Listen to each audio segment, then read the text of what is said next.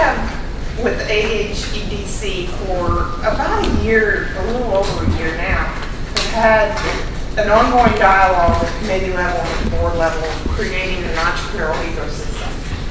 And we've started it, but with capacity, resources, i.e. funding, and then resources manpower, we just haven't been able to get to the level that we wanted to. And now we can, because we're partnering with the Advancement Foundation. And that's why you're all here today. We're going, several of you have heard about this, but we've brought some new suspects to the table. So Annette's going to give a quick overview of what we've been doing to this point.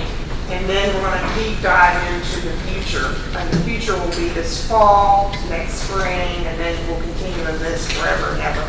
But the importance of this entrepreneurial ecosystem is to create those small business startups, but also we have to take care of our existing business startups. And they can participate in this program too. And that's the beauty of this. For the ones that are on our main street or out in the county that want to help us, that are working right now and just don't know how to get their business to the next level, we hope they'll come to this program.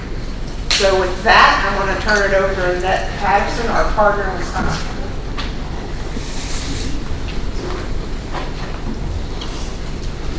Thank you. Thank you all for coming. I know everybody is so busy trying to squeeze in a vacation before the summer ends and how all that goes. I would like to introduce two of my staff members, Kathleen Carr and Kelly Robertson. They are both instrumental in helping us execute this gauntlet program. This will be our 4th season, and I'll tell you a little bit more about that later, but both Kathleen and Kelly have served as AmeriCorps members and then have graduated to staff members because they're so amazing. But they'll be a big part of this leadership team that we're developing, and hope that you all will continue to be a part of. We promise not to give you a bunch of meetings to attend and things to talk about with no action. We are very action-oriented. We'll tell you a little bit about what our past has been. I know a few of you have been here. We're here at a meeting we had a few months ago, so I apologize if I'm repeating anything. Let me just tell you a little bit about the Advancement Foundation. I worked in higher education for the bulk of my career. I worked for colleges and university, Stetson University down in DeLand, Florida, if any of you are familiar with that. And then I took a VP position at Salem Academy in college and was running their $75 million campaign. So I come from a development background. I had a little bit of a midlife crisis, I think, when I was about 38, and decided I wanted to do something with meaning and get involved in communities and helping to make the world a better place.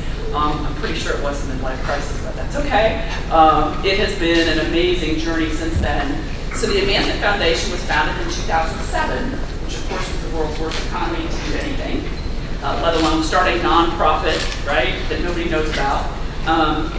We started working with various communities. We started working with nonprofits, helping them build strategies to impact the communities where they were operating. And most recently, in the last 5 years, really working on community development at its core, helping folks build assets, like start businesses, or buy homes, or educate themselves. And so the Advancement Foundation started a partnership with the town of Vinton. Some of you may be familiar with the town of Vinton. It was a sleepy little town with lots of closed up businesses. And we partnered with the town. They had some space in the town where we opened a business incubation center.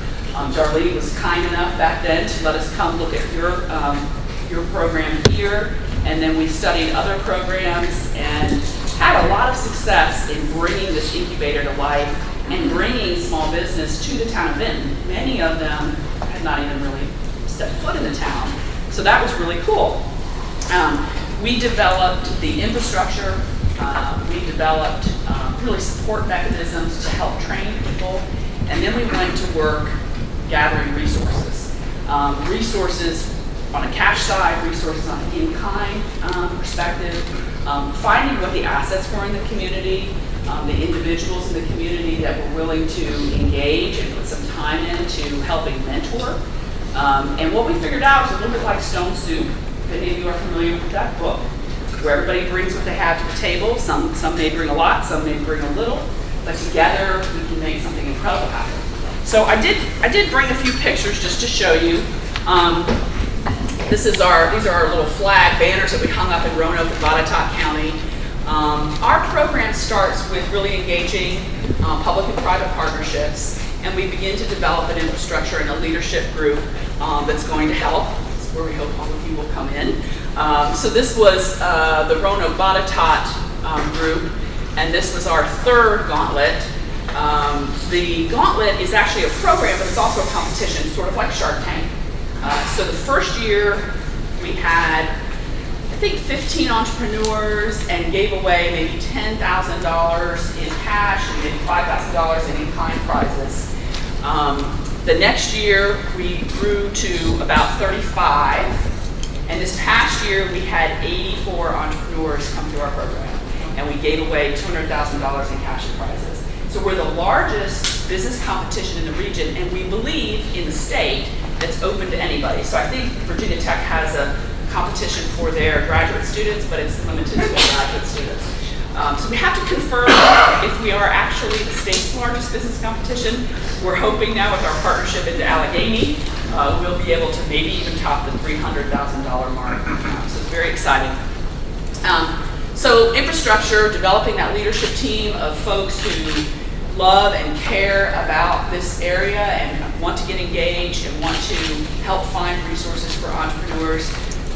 There is no doubt that our program is very different from a lot of programs that are out there. We really partner with these entrepreneurs. We work very closely with them. We get to know them. We do a 360-degree evaluation of their skill set, and then we try to offset where their weaknesses are with mentors who can help them. I won't say we baby them, but we definitely hold their hand, and we find out what they need. So the leadership team, is critical to our being able to do that. Next is just creating that engagement, engaging people in the community, and it's interesting. And I may have mentioned this the last time. We developed a skills-based volunteer bank where we went out into the community and we asked community leaders like yourselves, would you be willing to give us an hour, 2 hours, 10 hours, whatever you'd be willing to give us, and what skills or expertise do you think you could share? And everybody's different. Sometimes the things that they can share were things that have to do with their job.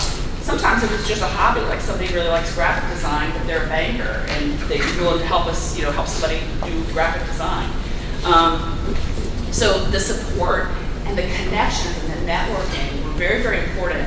And at our last Gauntlet Awards ceremony, our entrepreneurs stood up and each one got to say a few words, and every single one of them said, it doesn't even matter what I win today.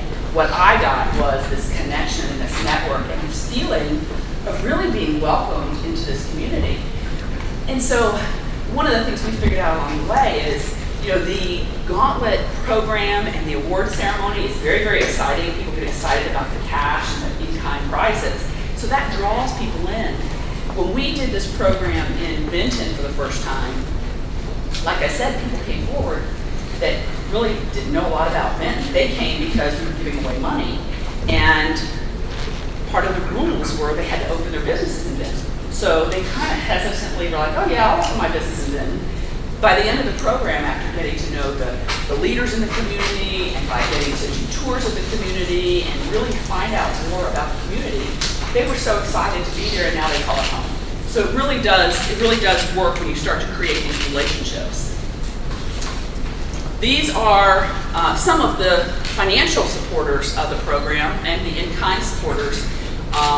But those resources are so important. I mean, one of the main reasons why businesses fail is because they lack the resources. We believe in lean startup. We don't believe you should go leverage your house or cash in your IRA.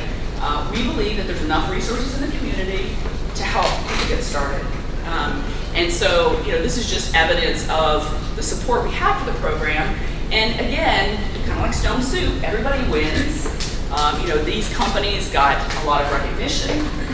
And then our entrepreneurs got a lot of support, and our community gained a lot of businesses. So that was really good. So Within the 6-month period from when we started the program to the end of the program, this is after we started to develop the infrastructure, we essentially leveraged $372,000 of resources for small business development, and that was huge. I was telling Terry and Marla this morning, on your behalf, we applied to USDA for a rural business development grant to help us execute this program, and we were awarded $50,000 to use to help grow this program. Very, very big interest in rural business development, so we're excited to be able to bring those resources. So, when you start to look at the different resources you can bring to the table, we are actually going to be developing 3 committees. There'll be a committee to help with fundraising, there'll be a committee to help with marketing, and there'll be a committee to help with the support for actual program being executed. Thinking about what you might be interested in doing. Kelly, for example, works with our marketing program, and she also leverages other resources. Like there is a program called VITA, it's Virginia Individual Deposit Accounts. They actually have a matching program. In the past, it's been 8-to-1. Every year that changes. We don't know what it'll be this year. But last year we were able to process folks through the VITA program, so they saved $500, and we gave them $4,000 to help them toward business development. That's huge to a small business trying to start. So you can see between the fundraising that we did for the awards, prizes, the matching monies that we were able to get, and then just leveraging the expertise and the in-kind awards, it really made a huge difference to our entrepreneurs. Action and vibrancy, these are just a few of our entrepreneurs. Such a dynamic program, and I cannot tell you, every class people would come dragging in, they're done with work and they're tired, and by the end of class we couldn't get them out of there. It was like, okay, let's go, it's time to go home. They really got into it and they really felt supported, and that made all the difference. So, action, believe in action. One of the things that has been sort of a sidebar to our program is really educating the community about, small business development, existing businesses that want to expand, how do you embrace the existing businesses that are here that have opportunities to grow.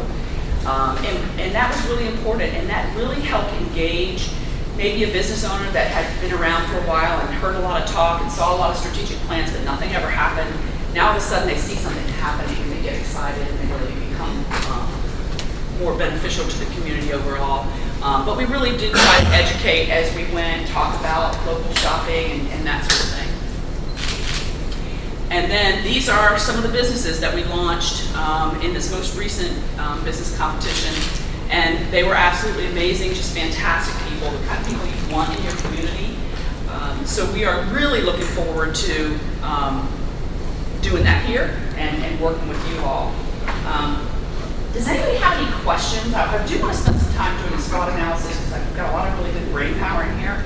But does anybody have any questions? Let's do introductions so she knows who you are, but she doesn't have a face with a name. That's right. I've identified I've gotten a few. in some form or fashion. So. Yes. Andy, you want to start? I'm Andy Restaurant, retired Meat Westlake Federal Restaurant today. Employee involved in a small consulting business here in the Highlands by the name of Clear. Partner in Houston real estate and involved with the Alleghany Foundation. So. I'm Darlene Bertram, I'm down at Pleasant Forge. Rick Matthews, back on the board of the EDC. Gail Johnson, I'm a retired resident of the county. Tom Sabo, City Code. Debbie Sabo, Old Town Code. Paul Lincoln Weather, I'm retired educator, president of Old Town Code, and Alleghany Historic. Thank you for our tour. John Lambert, Alleghany. Teresa Hammond with the Chamber of Tourism. Bob Afterholt, Clifton Forge Main Street. Martha Afterholt, small business owner and EDC board member. No relationship. Right. Look alike at all. No, not in the name. Y'all love Isabel Bourbois, high school representative on the board. Cody Bowen, college student. I'm interning at the Alleghany Highlands Economic Development Corporation. Andrew. Kathleen, the advanced program. Kelly Robertson, Marketing and Resource Development at the Advancement Foundation. Gene Tolka, Alleghany County Public Schools. I'm John Renoni, President at Abilene Lancaster Community College and Chair of the EDC Board. And I'm Glenn Spangler, Director at Jackson River Technical Center. One of the things I did want to mention, we've learned a lot as we've gone through this process, and we've learned a lot from the people that have been on the leadership team. Last year was the first year that we really made a concerted effort to expand our work, not only with adults or older folks who are wanting to start businesses, but also into the student population, both high school and college. And there's no question in my mind, after being the intermediary for the AmeriCorps program, where we've recruited probably 200 AmeriCorps members to the region, you want to keep your talent here, and that's a big part of your future, is keeping your talent and not letting them slip away to larger areas. So we really do have a focus on expanding into that sort of development in both the high school level, technical level, and the college level. So we'll be working a lot with these guys over here. I know, it is, totally. So we're looking forward to that as well. Does anybody have any questions?